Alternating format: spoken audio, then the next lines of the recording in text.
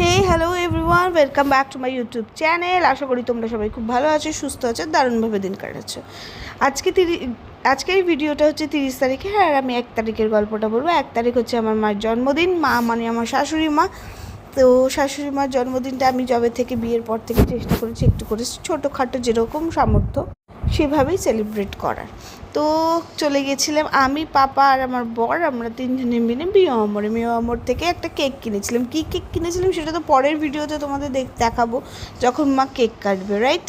আচ্ছা, তারপরে ওখানে কেকটা চুজ করে আর পাপাকে একটা চকো ডিলাইট কেক খাইয়ে, মিও আমার খুব পছন্দের জায়গা, তো ওখান থেকে কেক কিনে পাপাকে একটা ঘড়ি কিনে দিয়েছিলাম। পাপা খুব খুশি হয়েছিল। তারপরে চলে গেছিলাম জোড়াঘাটে আড্ডা মারতে।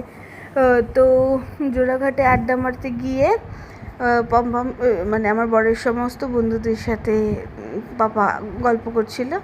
আর আজকের ভিডিওটা এই অবধি রাখলাম। পরের ভিডিওতে